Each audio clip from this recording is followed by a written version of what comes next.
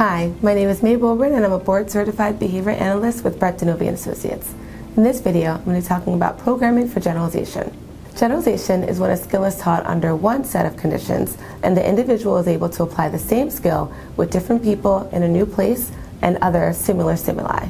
Generalization is the ability to perform a learned skill in a variety of different contexts. A common example is the ability to drive a vehicle.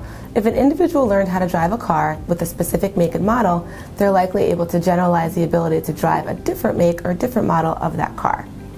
Generalization may need to be taught explicitly. To teach generalization, ensure there are sufficient stimulus examples, sufficient response examples, as well as negative teaching examples, so that you're not only teaching what something is, but also what something is not. There are two types of generalization: stimulus generalization and response generalization. Stimulus generalization is when a response is learned under one set of stimuli but occurs in the presence of different but similar stimuli. For example, a person who is afraid of spiders generally won't be afraid of just one species of spiders, but all arachnids.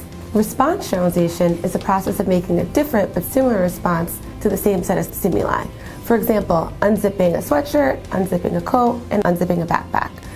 To determine whether or not generalization has occurred, examine if the skill occurs across different settings, across different materials, and with different people when that skill was not explicitly trained. An example of generalization across people is when a learner is taught to say hi to an instructor, and he or she says hi to other people as well. This would be an example of stimulus generalization.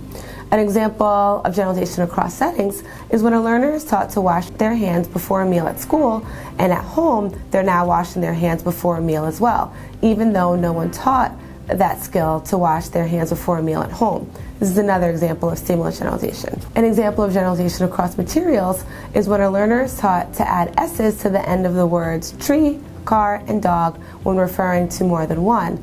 This is an example of stimulus generalization because the response of adding S's remains the same and the stimuli, or nouns, are changed.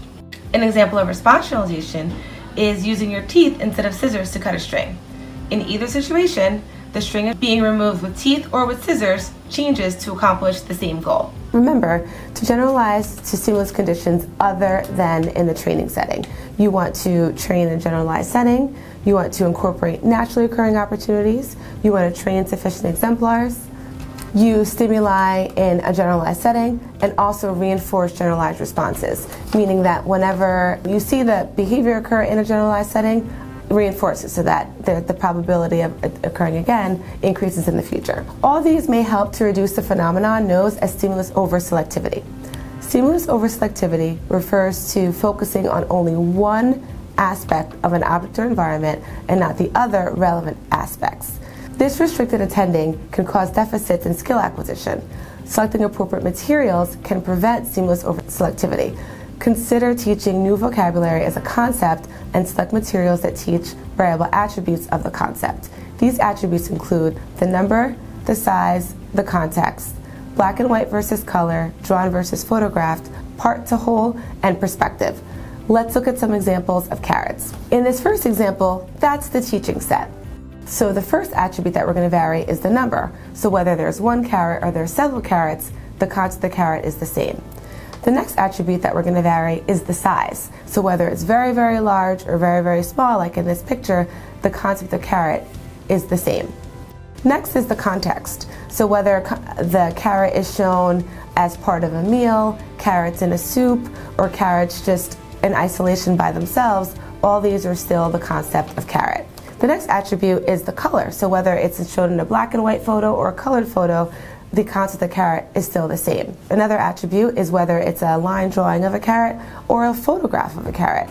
Both of those attributes can change, but the concept of the carrot is the same. Also, whether it's a whole carrot or just part of one. And lastly, the perspective. So whether you're looking at it where it's cut in half, like in the picture shown, or if you're looking at the whole carrot or just the end where the leaves are. These are all the concept of carrot. Remember, although generalization may occur naturally, there may be explicit instruction necessary in order for generalization of acquired skills to occur. Thanks for watching.